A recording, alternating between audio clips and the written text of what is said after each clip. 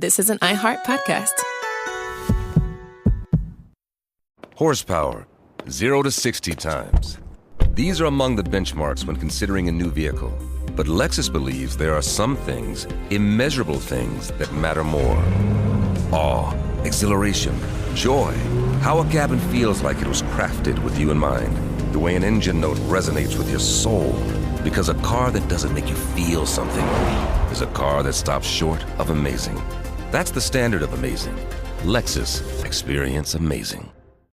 Wells Fargo seeks broad impact in their communities, focused on supporting customers and communities through housing affordability, small business growth, financial health, and more. Donated over $2 billion to strengthen local communities over the last 5 years. Wells Fargo, the bank of doing. Learn more at wellsfargo.com/say-do. Support includes contributions from Wells Fargo and Company, Wells Fargo Bank N.A., and the Wells Fargo Foundation. Hello, from Wonder Media Network, I'm Jenny Kaplan, and this is Womanica. This month we're talking about outsiders, women who marched to the beat of their own drum and rejected stereotypes about what women should be. They're aesthetic pioneers, norm benders, and often some of the only women in their field. Today we're talking about a woman whose mathematical prowess and uncanny wit earned her a spot in Britain's top-secret World War II code-breaking operation. Her tireless work deciphering Nazi communications helped bring an end to the war. Let's talk about Joan Clarke. Joan was born on June 24, 1917, in London, England. Her father was a clergyman, and Joan and her siblings were raised in an environment that emphasized the value of education.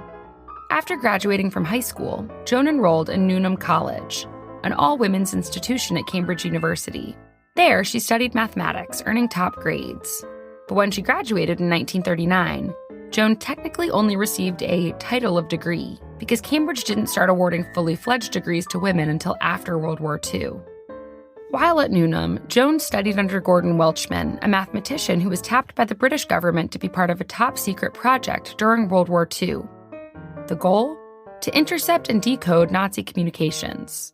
Because without being able to read the messages that the Germans were sending back and forth, Britain and its allies were in the dark, and often unprepared for devastating air raids and submarine strikes. Joan's former academic supervisor, aware of her impressive intellect, recruited her to become part of the highly secret code-breaking project, known as the Government Code and Cipher School. In June of 1940, Joan arrived at Bletchley Park, a stately Victorian manor 50 miles north of London that had been repurposed to house the code-breaking operation. At first, Joan was tasked with clerical work. She worked alongside the many other women at Bletchley, where 3/4 of the staff was female. Typically, the girls, as they were called, had jobs like punch card machine operators, typists, secretaries, and linguists. But after just a few days, Joan was tapped to work more directly on breaking the Nazis' code. As the war raged on, operations at Bletchley had expanded, and dozens of wooden outbuildings, dubbed huts, were built on the estate to accommodate the growing workforce.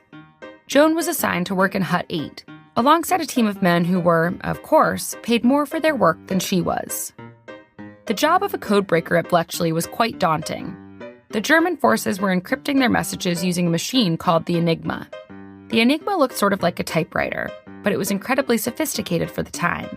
Type a letter into the machine and the Enigma would substitute it for another. And the machine prevented the same original letter from being matched to the same code letter. So, for example, if you were spelling out the word ally, A-L-L-Y, the machine would assign 2 different letters to those 2 L's. Traditional methods of code breaking were useless in the face of this innovative device. Plus, to make things more difficult, the Germans reset their Enigma machines every day. All of that made the Germans pretty confident that their codes were unbreakable.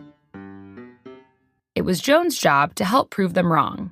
Among her colleagues in Hut 8 was the celebrated computer scientist and mathematician Alan Turing. Their task was to break the German Navy's Dolphin Enigma, an even more complicated version of the normal cipher machine. German U-boats were patrolling the Atlantic, attacking ships carrying much-needed food and oil to Britain. Breaking the Dolphin could help save essential supplies and lives. Alan Turing developed an electromechanical machine called the bomb to help break the Enigma code. He also developed a new code-breaking method called banburismus, which helped to massively reduce the amount of time codebreakers spent deciphering individual messages. Joan was the only woman using banburismus at Bletchley and became quite fascinated with the technique. She would sometimes linger after her shift was over, unwilling to hand over her work until she'd tried a few more times to decipher a message.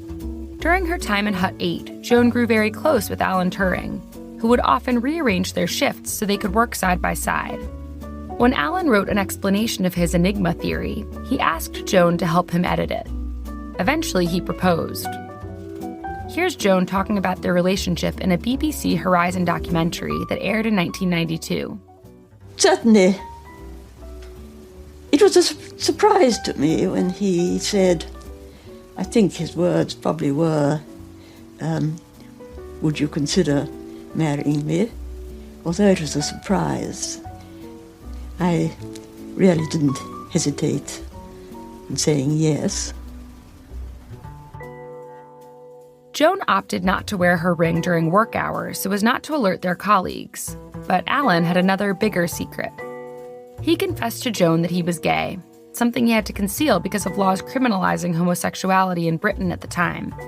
Joan was unfazed by this revelation and remained open to marriage, but they eventually agreed to call off their engagement. They remained friends till Alan passed away in 1954.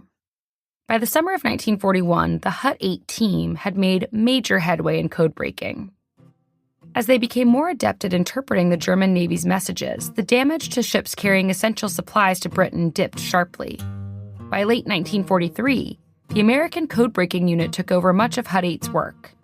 But Joan remained at Hut 8 until the end of the war. As Britain entered peacetime once more, Bletchley Park emptied out. The government destroyed evidence of the covert code-breaking operation, and its thousands of workers were sworn to secrecy. For decades afterwards, many British citizens remained unaware of the code-breaking project that historians speculate shortened the war by several years. Joan remained a government employee working for Bletchley Park's successor agency, the Government Communication Headquarters. In 1952, she married retired Army officer J.K.R. Murray. When her husband's health declined, Joan moved to Scotland with him. There, she developed a fascination with Scottish history and numismatics, the study of currency, and published papers on the topic. Joan died on September 4th, 1996, in Oxfordshire, England. She was 79 years old. By that point, the details of the Bletchley Park code-breaking operation had been declassified, but Joan's crucial contributions to the project remained unsung until recently. In 2014, Keira Knightley played Joan in the film The Imitation Game. My name's Joan Clarke. Miss, did you really solve this puzzle yourself? What makes you think I couldn't solve the puzzle myself? The success of the movie, which was nominated for 8 Academy Awards, helped Joan's story reach a much wider audience. And in 2024, on the 80th anniversary of D-Day, a plaque in Joan's memory was unveiled at her childhood home in South London. All month, we're talking about outsiders. For more information, find us on Facebook and Instagram at Womanica Podcast. Special thanks to Liz Kaplan, my favorite sister and co-creator. Talk to you tomorrow.